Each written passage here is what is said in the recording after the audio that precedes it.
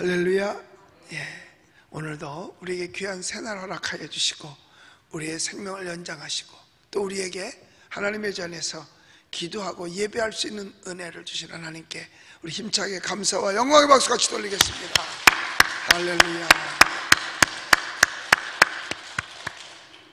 그리고 이 시간 우리 국내에서 또 해외에서 이 예배에 함께 참석하셔서 말씀 듣고 기도하는 수많은 하나님의 자녀들 위해 하나님께서 예배하신 큰 은혜가 충만하시고 이 현장의 은혜가 동일하게 나타날 수 있게 되시기를 예수님의 이름으로 축복합니다.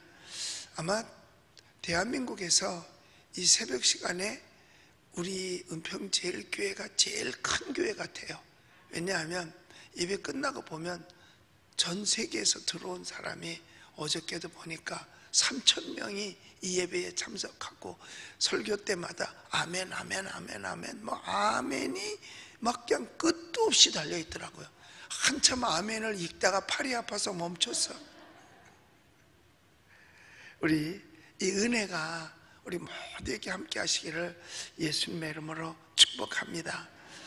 오늘 제일 많이 10절로부터 16절까지 17절까지 해서 나오는 이 성경 속에서 제일 많이 나오는 단어가 뭐냐면 나라는 단어예요. 나를 그리고 그 다음에 많이 나타나는 단어가 이제 여호와인데, 여호와는 어제 말씀 속에서는 많이 나타나는데 사실 이 두 단어가 제일 많이 나타나는 거예요. 근데 여기에서 시편 기자는 그 9절에서 보면 여호와께 피하는 것이 고관들을 의지하는 것보다 낫다, 사람을 신뢰하는 것보다 낫다 라고 말하면서 왜 나을까? 그 이유는 하나님이 함께 해주시기 때문에 낫다는 거예요. 그러면 여기서 나타나는 나는 도대체 누구인가? 크게 보면 하나님이 택한 민족입니다. 하나님이 택한 나라가 여기서 나야. 그러니까 이 시편이 기록될 때라고 하면 이스라엘 전체를 가르칠 수도 있습니다. 그러니까 이스라엘을 하나님이 지켜주신다 하는 말씀이 되고, 그 다음에 오늘날 현대에 와서 나는 누구냐? 하나님의 몸된 교회, 하나님이 택한 자녀들이 있는 곳이 바로 교회잖아요. 교회가 바로 나야요. 좀 더 나가서 나는 누구냐? 예수 믿는 내가 나야. 그러니까 나라, 교회, 나 개인. 그런데 누가 나를 에워쌌느냐 이거예요. 여기서 문나라다라고 말한 건 이스라엘을 얘기할 때는 주변의 나라들을 가리키는 거고, 교회와 나를 가리킬 때는 정부를 가리키는 거예요. 정부를 가지고 나라라 그러잖아요. 나라가 이번에 돈을 10만 원씩 준대.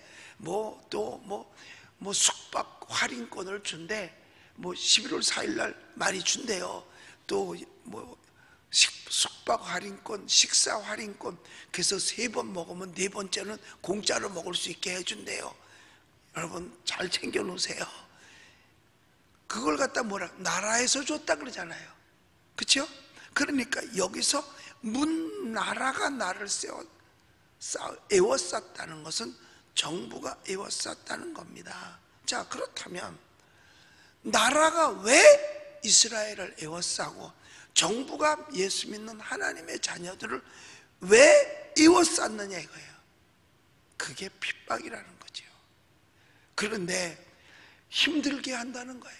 그러니까 이스라엘이 주변 나라들로부터 정말 많은 어려움을 겪었어요.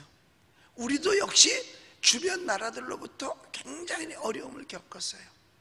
그리고 초대교회 당시에는 정부로부터 초대교회가 굉장히 어려움을 겪었어요. 그리고 복음을 전하는 예수님의 제자들, 자녀들이 엄청나게 어려움을 겪었어요. 뭐야? 에워쌌기 때문에 꼼짝을 못하게 하더라 이 말이에요.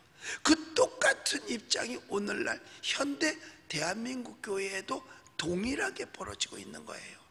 우리를 정부가 에워싸서 지금 많이 힘들게 하고 있잖아요. 그래서 여호와께 피할 사람이 도대체 누군가? 불신자가 여호와께 피할 일이 없겠죠. 우리 예수님 믿으시면 아멘 합시다.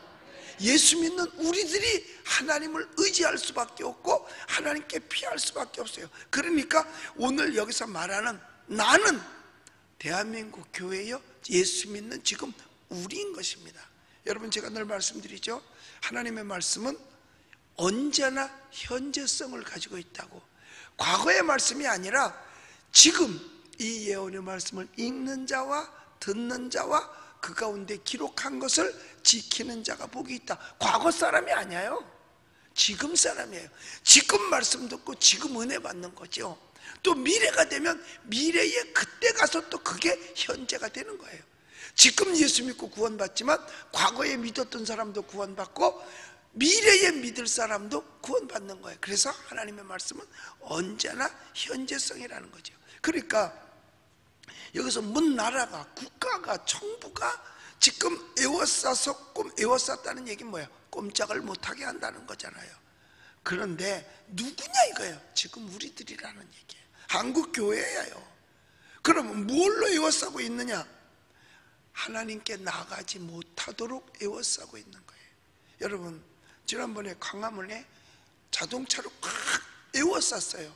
왜? 그 안에 못 들어가게 하려고. 또 지금은 뭘로 교회를 에워싸고 있느냐? 바로 행정명령으로 에워싸고 있어요. 그래서 그 말을 안 들으면 폐쇄를 시키고, 그랬음에도 불구하고 하면 법에 심판을 받게 돼요. 광주의 한 교회가 그래서 200만 원 법으로 벌금을 때렸는데 뭘로 때렸냐? 중죄로. 이거는 죄질이 뭐라 그러지? 죄질이 높다 그런 거예요. 여러분, 벌금 물고 싶으면요 간단해요. 국가가 예배드리지 말라 그럴 때 나는 끝까지 드릴 거야. 그리고 나오면 벌금 물을 수 있어요. 아주 좋아요. 그러니까 여러분, 그러니까 그게 뭐예요? 에워싸고 있는 거라 그 말이에요. 예배를 금하고 있어요. 그런데요, 이게 지금 법으로 다시 더 높여서 제정이 됐어요.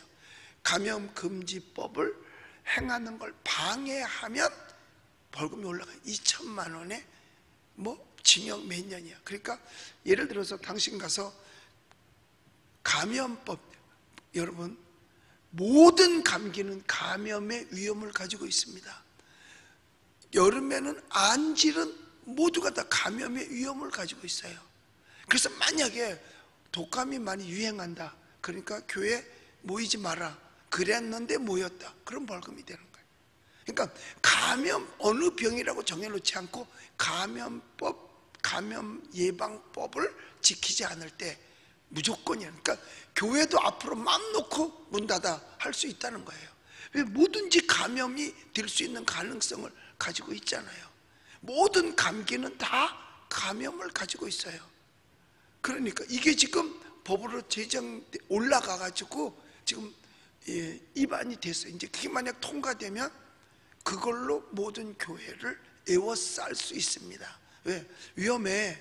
독감이 위험해. 위험해죠.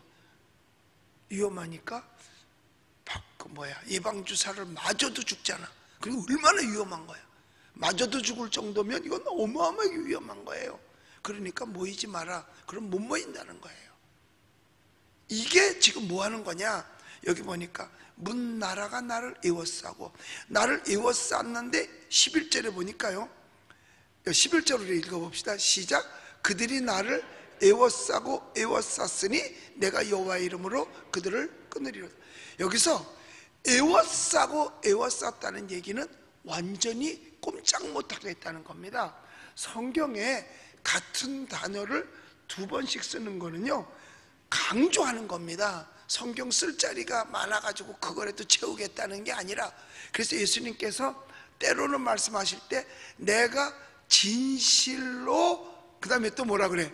진실로 여기노니. 그래서 강조할 때만 2번씩 글을 쓰는 거예요. 그러니까 얼마나 심히 에워싸서 이스라엘 백성들을 꼼짝 못하게 했으면 에워싸고 에워쌌다라고 말하겠어요. 그 지금 현재 에워싸고 있는 겁니다. 그래서 우리들이 지금 목사님들이 힘을 모아가지고 헌법재판소에다가 지금 이걸 진정을 넣어요. 왜냐? 이거는 교회 탄압 정책이다. 지금처럼 명령 내려가지고 해서 검사받으러, 만약에 구청에서 이 안에 사람들 예배 드리는지 보러 왔습니다, 들어오지 마세요, 그러면 걸리는 거야. 왜? 방해했으니까. 감염 예방법을 방해했단 말이야. 못하게, 그 검열 못하게 했으니까. 이게 문제가 되는 거예요. 이게 지금 이미 입안으로 올라갔어요. 통과만 되면. 그러니까 이런 지금 악법들이요, 어저께 제가 전에 법무부 장관 하셨던 분을, 지금은 이제 은퇴를 했으니까 변전 변호사 하고 있는 분을 만났는데 2,500 몇십 개가 이번에 들어와서 통과를 해버렸대요. 2,500. 그러니까 잔잔한 거. 그러니까 뭐 조례, 규율, 뭐 법은 많으면 많을수록 사람은 힘들어지는 겁니다. 왜? 그거 지키려니까. 네, 그걸 지키려니까. 만약에 예배 드리는 사람 좋으면 교회에서 10만 원씩 벌금 낸다, 그러면 줘라. 100만 원 하면 안 줘를지 몰라. 우리도 그럴까? 새벽기도 와서 조를 내면 집에서 자지. 근데 여기 와서 졸고, 우리도 벌금 매기자고. 자, 여러분, 이렇게 에워싸고 여러분, 교회가 멀어지면 하나님과 멀어집니다. 이걸 알아야 돼요, 여러분. 교회하고 멀어지면 이건 하나님하고 멀어지는 거예요. 그래서 내가 교회에 나오고 싶지 않다, 이것도 마귀 역사고요, 교회에 나오는 것을 막는다, 이것도 똑같이 마귀 역사예요. 왜냐? 둘 다 하나님하고 멀어지는 거니까. 그러니까 이스라엘 백성들을 에워쌌다는 건 뭐냐? 하나님과 그렇게 멀어져서 하나님께 나가지 못하게 했다는 거예요. 여러분, 이거를 왜 제가 정부에 얘기하느냐? 권력으로 에워싸서 교회를, 예배를 금하고 있으니까 말이에요. 지금도 뭐 30%만 예배 드려라. 여러분, 처음에는요, 그냥 방역만 철저하게 해주세요. 손 소독하고 마스크 쓰고 열 체크하고 그리고 하라 그랬어요. 그러고 나더니 조금 있다가는 거리 두기 하고 교회에서 밥 먹지 마라, 교제를 하지 말라는 얘기입니다. 교제를 하지 말라고. 아니, 여러분 생각해 보세요. 일반 식당에선 밥을 먹어도 되는데 교회에서는 밥을 먹으면 감염된다. 그거 미신 아니야? 아니, 어떻게 그럴 수가 있느냐 이거예요. 그건 있을 수도 없는 일이잖아요. 생각을 해보세요. 하루 종일 더 많은 사람이 그 무작위로 왔다 갔다 하는 게 더 위험하겠어요? 아는 사람들끼리 모였는 게 더 위험하겠어요? 그들은 거리두기도 안 하고 마스크도 안 하고 열 체크도 안 해요. 그러더니 조금 더 나가서는 뭐냐? 20명만 해라. 그 다음에 소그룹도 모이지 마라. 그러니까 구역 예배도 드리지 마라. 그리고 찻집에서 모여도 교인끼리는 모이지 마라. 생각을 한번 우리가 올바른 정신을 가졌다면 한번 생각을 한 번쯤은 해보고 지나가야 되는 거예요.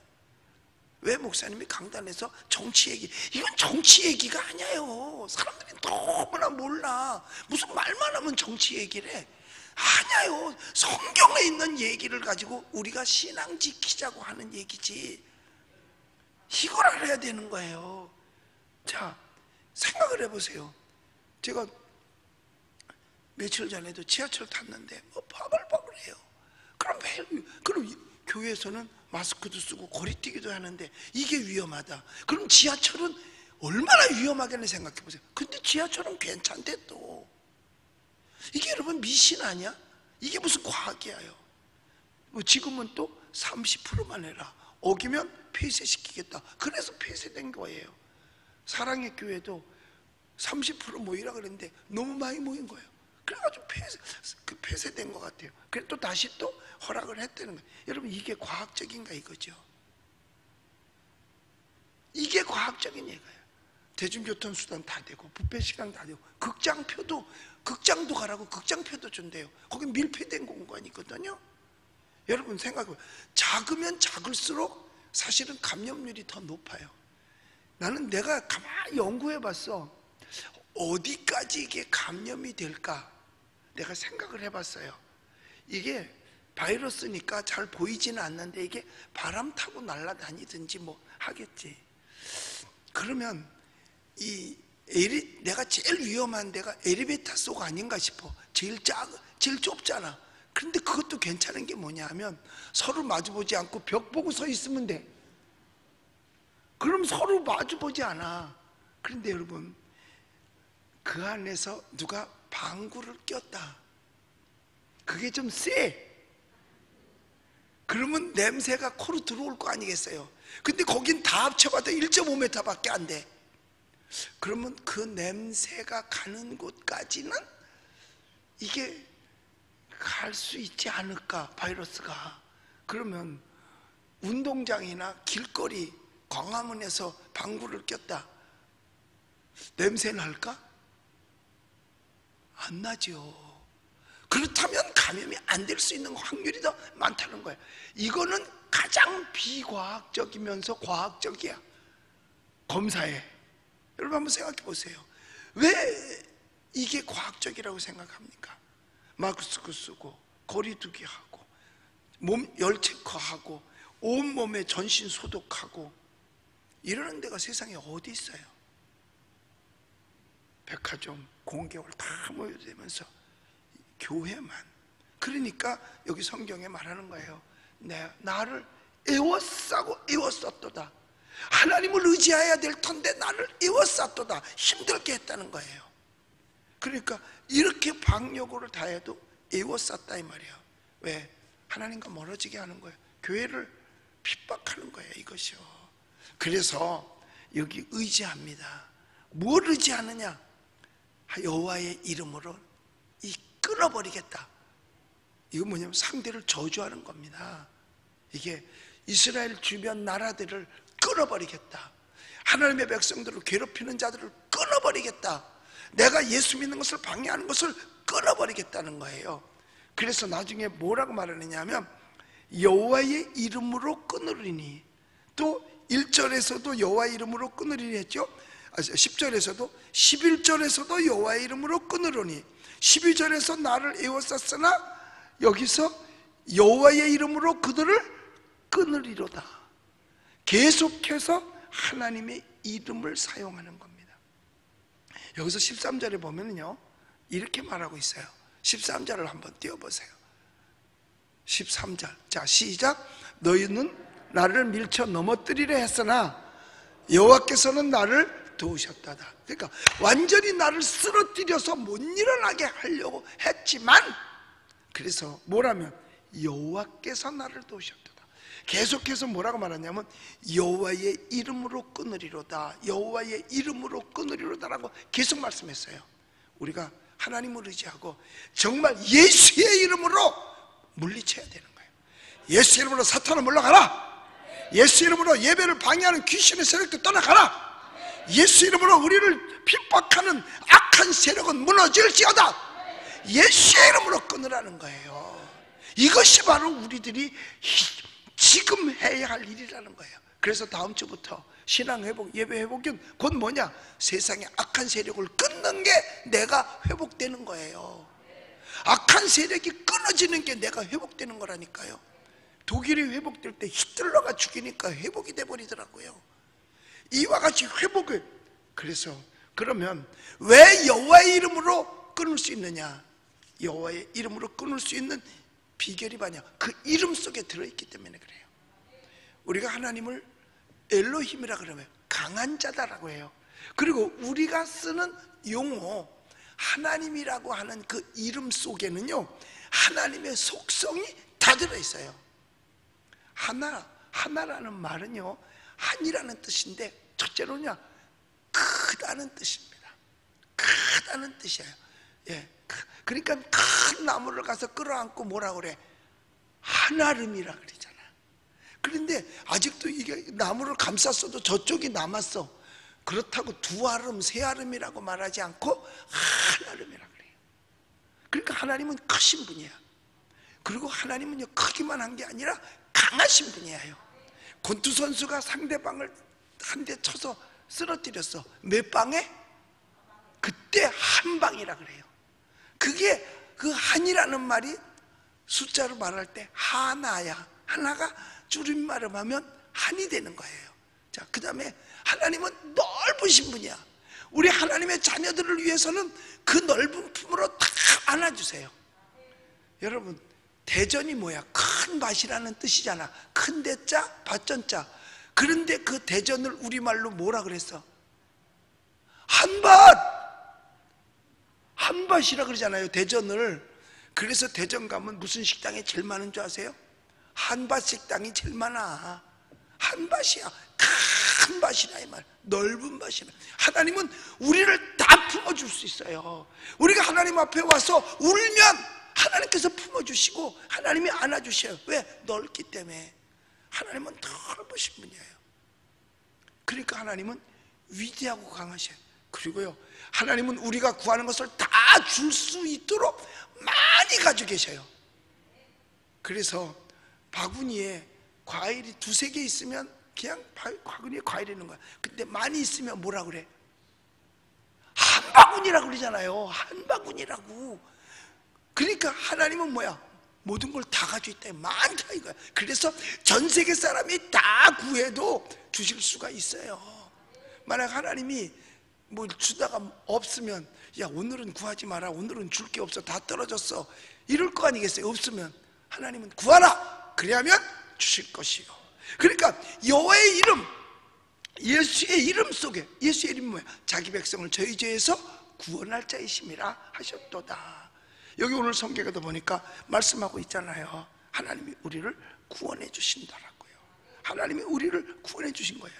자, 14절에 볼까요? 14절을 같이 읽어. 시작.